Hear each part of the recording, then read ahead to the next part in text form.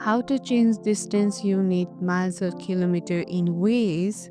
Want Waze to show distance in miles or kilometers? Let's fix that in just a few taps. Open the Waze app and tap three line at top left corner and go to settings. Inside the settings, scroll down and tap general. Here you will see distance unit. You can switch between miles and kilometer. Tap the unit you prefer. Waze will immediately update distance, speed limits, and ETA in your chosen unit.